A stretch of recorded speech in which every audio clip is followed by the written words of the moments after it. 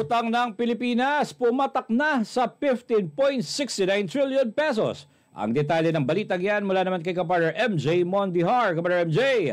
Pagdinig sa Kamara para sa 2025 proposed national budget na pumapatak na pala sa 15.69 trillion pesos ang utang ng Pilipinas. At ayon kay Appropriations Vice Chairman Stella Kimbo, nasa 60.9% na ang yung debt to GDP ratio ngayon ng bansa. Ang debt to GDP ratio ay isang sukatan na ginagamit para ihambing ang kabuuang utang ng isang bansa sa gross domestic product o GDP nito. Ipinapakita nito kung gaano kalaki ang utang ng gobyerno kumpara sa halaga ng mga produkto at serbisyo na nililikha ng isang ekonomiya. Kapag mababa ang ratio, nangangahulugan na kayang bayaran ng bansa ang utang nito batay sa nililikhang yaman, kaya't mas mainam ang kalagayan ng ekonomiya.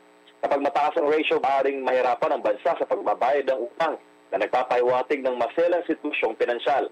Target ng Marcos Jr. government na bumaba sa 56.3% ang debt to GDP ratio ng Pilipinas, pero hindi ngayong taon, sa 2028 pa. At ayon sa Bureau of Treasury, nadagdagan ng 206.49 billion pesos ang utang ng ating bansa nito lamang buwan ng Hulyo para pondohan raw ang mga proyekto ng gobyerno gamit ang project loans. Pero ayon sa Kamara, no worry about it dahil ginagamit naman daw yung pera na inutang para palaguin ang ekonomiya ng bansa. Para sa Diyos ng Pilipinas kung mahal, MJ Mondihar, kapartner mo sa Balita at Serbisyo.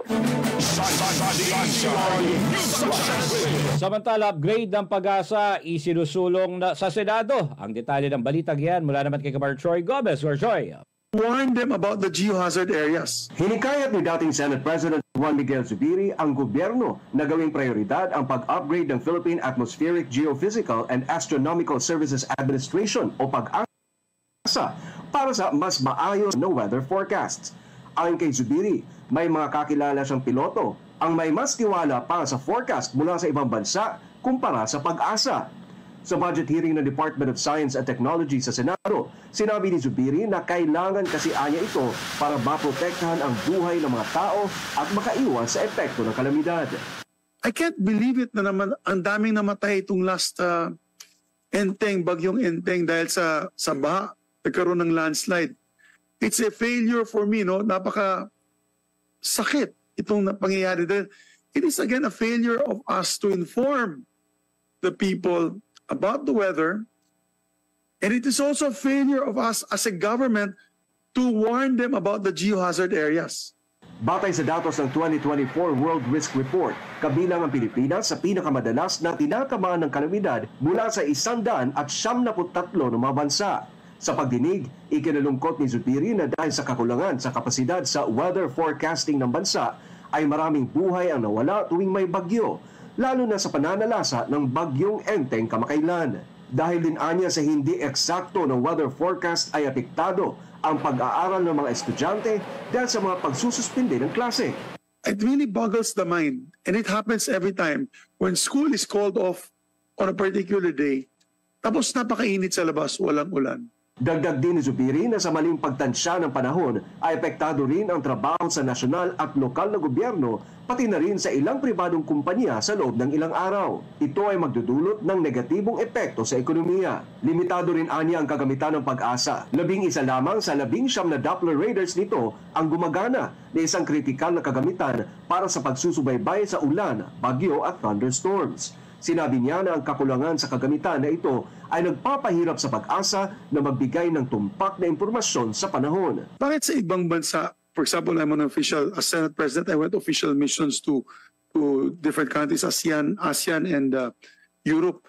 They can detect rain particular times of the day. So sabihin, anak, bukas ng umaga from 10 in the morning to 12 noon, uulan. Bring your umbrella. Dito sa atin, parang hindi na pre-predict yung daily. Sinasabi lang palagi ng news weather forecaster with scattered rain showers and thunderstorms. Yan ang palagi sinasabi niya na today will be sunny but with scattered rain showers and thunderstorms. Ibig sabihin, baka pwedeng umulan, baka hindi. Upang mapunan ang mga kakulangan ay nananawagan si Zubiri na dagdagan ang budget ng Pag-asa. Pag may pagkukulang, baka pwede natin dagdagan ang equipment ninyo. Baka pwede natin dagdagan ang training or what sort of software, hardware that you need.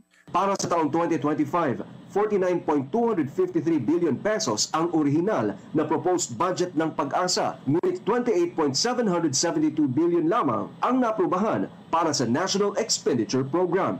Mas mataas lamang ito ng 290.915 million mula sa budget ng nakaraang taon. Si Zubiri ang magdedepensa sa budget ng DOST kapag isasalang na ito sa Senate plenary. Para sa Diyos at sa Pilipinas kung mahal, Troy Gomez nag-uulat, SMNI.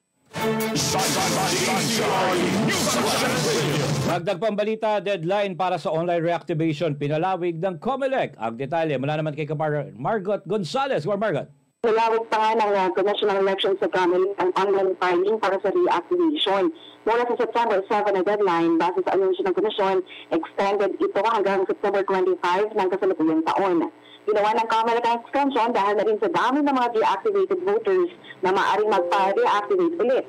Pati sa polisi ng komisyon, automatiko ang deactivation ng mga botante na bigong makapagboto sa dalawang magkasunod na eleksyon.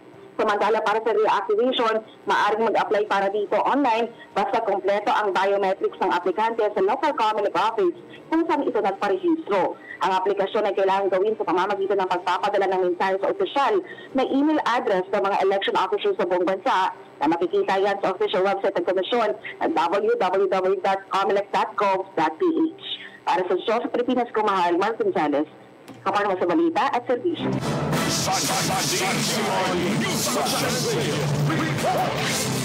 Samantala, Angels of Death issue, pinabulaanan ni KOJC Legal Counsel Attorney Torion. Ang detalye ng balitang yan mula naman kay Kapar Val de Gracia. Kapar Val. Sinagot ni KOJC Legal Counsel Attorney Israelito Torion ang umano'y Angels of Death na mayroon ang kinama Jesus Christ na inihayag sa media ni DCPO Chief Colonel Hansel Marantan. Sunshine News Blast. I hope the public will not believe this. No. First, as to Angels of Death, this is just one of the many attacks, no, that is being launched against Pastor Apollo Sigibuloy. If this is true, no, this would have been launched during the 16-day KOJC siege, where tramplings of violations of the constitutional rights against the members of KOJC were done, no. But you have never seen a single member carry a firearm, no, and use it against the policemen, despite the fact that much violence or occurred during that time, and ni isa nagdala ng armas, no, para mag-iganti, no. So this shows that this may be is being propagated today, perhaps to be used as a launching pad for future accusations of murder against kay Pastor. Baka bigla na lang tayo mabulagta, meron na naman murder case kasi nga may Angels of Death, so hindi natin ito paniniwalaan po. Ito namang mga bagong mga complainants daw ng mga babae against kay Pastor, sana po hindi maniniwala ang publiko po nito kasi hindi po yan talaga totoo, no? At sana naman yung nagpa-fund dito sa mga allegations na ito, no? Matauhan na sana sila na nag-surrender na nga si Pastor, and he made the ultimate sacrifice already, no? For his members. Sana wag na nila dagdagan ng kung ano-ano pang mga pasaring o mga accusations against him. Dagdag ni Torion na mapipilitan ng kampo ni Pastor Apollo Sigibuloy na kasuhan ang mga peking witness na lumulutang ngayon kasabay ng panawagang huwag ito magpadala sa bayad sa kung sino man ang nasa likod ng mga ito. Sunshine News Blast. Sana naman hindi sila magpadala ng pera, or sana naman hindi sila magpadala sa kung sino man ang nag-convince sa kanila na magawa ng istorya against Pastor Apollo Sigibuloy. Kasi hindi naman kami natutulog. Alangan naman hindi kami mag-file ng libel cases sa kanila o perjury cases sa kanila. We have to do our job kasi alam namin na hindi po yan totoo. Hindi sana sila magpagamit ng kung sino mang mga puwersa na ngayon ay pilit na sinisira ang pangalan ni Pastor Apollo Sigibuloy. Sana naman po hindi sila magpagamit at hindi sila magawa-gawa ng mga peking istorya ni Pastor kasi mapipilitan din kaming idepensa ang rights ni Pastor at mapipilitan kaming mag-file ng mga kaso sa kanila. Buti sana kung depensahan sila ng mga taong ito in the future. I'm sure, siguro sa first 3 months lang yan sila i-treat ng maayos. After that, pabayaan na sila. Kawawa ang mga pamilya po nila sa mga kasong ipafile din namin sa kanila. Posible din, ayon kay Torion, ang mga lumulutang na false witnesses at pahayag ng PNP na magsasagawa umano ito ng rescue sa mga biktima pa na nasa loob ng KOJC compound upang magkaroon ng mind conditioning na legal na bumalik sa KOJC compound ang mga pulis at maulit ang KOJC siege. Sunshine News Blast. Surely, parang yan talaga ang basa ko dyan. They are laying the predicate, no? Sana naman hindi mangyari. They are laying the foundations for future attacks again against the KOJC members, no? Sana naman makonsensya na sila, no? Nag-surrender na nga si Pastor, binubugbog pa, no? I would like to appeal to the authorities to sana naman dahan-dahan sa mga accusations at we should follow the golden rule, no? Alam naman natin na nag-surrender na si Pastor. Bakit kailangan pa na magawa tayo ng iba-iba pang mga istorya na wala naman talagang kabubuhan? So I do hope and pray that the authorities will stop these unjust accusations because they know that these accusations are not true. Naniniwala din ang KOJC Legal Counsel na walang malinaw na ebidensya para ituro si dating Pangulong Rodrigo Duterte na inuugnay na umano'y nagtago kay Pastor Apollo noong siya ay pinaghahanap ng mga otoridad. Sunshine News Blast. Wala naman siguro silang clear proof dyan, no? This is again a pattern of harassment against the Dutertes and may balita nga, pati ako daw ay papaila ng kaso. Sana naman hindi totoo, no? Nag-surrender na si Pastor, no? Sana yung mga further harassment tactics itigil na nila kasi klaro-klaro na po, no? Sa publiko nakikita na po na this is just really done in order to divert the attention of the public to something more meaty, no?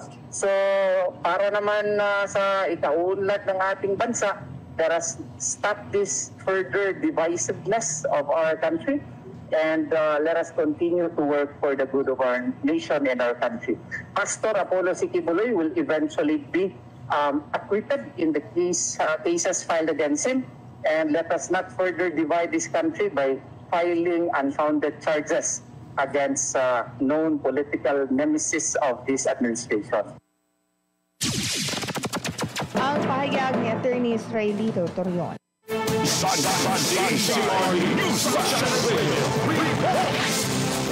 Dagdag pang balita, Senator Gatchalian, paiimbestigahan ang pagkakasangkot ng mga bangko sa Pogo. Ang detalye ng balitang yan sa pagbabalik ni Kapatid Troy Gomez. Troy. Nais ni Senator Robin Gatchalian na ibitigahan ang posibleng pagkakasangkot ng mga bangko sa pagpapatayo ng Philippine Offshore Gaming Operator sa Pogo sa bansa. Sa Senate Resolution 1193 na inihain ni Gatchalian sa Senado ay nananawagan ng Senador para sa isang pagsisiyasat ng mga kahina-hinalang transaksyon sa mga bangko na may kinalaman sa Pogo at kabiguan ng masita at matukoy ang mga ito. Ay kay Gatchalian ang nakaraang mga pagsisiyasat ng Senado sa mga Pogo-related activities ay nagsiwalat ng mga transaksyon sa bangko na kinasasangkutan ng mga kumpanyang pag-aari ni Go Huaping o alias Alice Go na nagkakahalaga ng daan-daan milyong piso. Binigyan din niya na mga ganitong pangyayari ay nagbibigay ng mga katanungan tungkol sa katapatan ng iniirang ng mga regulasyon at alituntunin laban sa money laundering at counter-terrorism financing para sa mga bangko at institusyong pampidansal. Binigyan din niya na ang Republic Act 9194 o Anti-Money Laundering Act of 2001 ay nagmamandato sa lahat ng mga sakop ng institusyon, kabilang ng mga bangko na iilat ang lahat ng mga kahinahinang transaksyon sa Anti-Money Laundering Council sa loob ng 5 araw.